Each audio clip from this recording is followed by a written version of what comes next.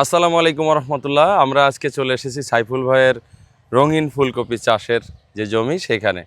এখানে এসে আমরা দেখেছি কৃষি সম্প্রসারণ অধিদপ্তরের পক্ষ থেকে উনি প্রদর্শনী পেয়েছেন এবং চমৎকারভাবে ফসল ফলিয়েছেন। তো এই সবজির দাম কি সাইফুল ভাই বাজারে অন্য কপির থেকে একটু বেশি?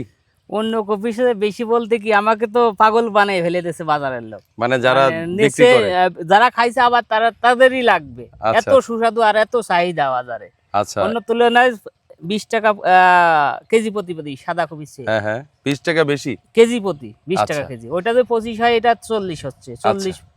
চমৎকার। তো এই যে নিরাপদ কৃষি লিখে রাখছেন, এটার একটা সহযোগিতা করেছে আমাদের ম্যাজিক্যাল গ্রোথ। তো এই ম্যাজিক্যাল গ্রোথ আপনি 10 শতক জায়গায় কতটুকু দিয়েছেন? আমি 10 শতক জায়গায় 1 কেজি দিয়েছি। আচ্ছা, দেওয়ার পরে রেজাল্ট আসলে না খাওয়ালে মানুষ বুঝবে না। খাওয়াইয়ে তাহলে কি ম্যাজিক্যাল গ্রোথের জন্য একটু স্বাদ বৃদ্ধি পাইছে না? স্বাদ বৃদ্ধি পেয়েছে এবং আমি বিষমুক্ত খাবার উৎপাদন করি। বিষমুক্ত খাবার উৎপাদন কোনো করি, বিষ দেওয়া নেই। বিষ দেওয়া নেই। তো এই যে বাংলাদেশে আমরা যারা তরুণ কৃষক সাইফুল ভাইদের মতো কৃষকদেরকে নিয়ে কাজ করতেছি, তো আগামীর বাংলাদেশ বিনির্মাণের জন্য অনেক সংস্কারের কথা আমরা শুনতে পাই, কিন্তু মেইন সংস্কার কিন্তু এই কৃষি সংস্কারটা সবচেয়ে বেশি জরুরি।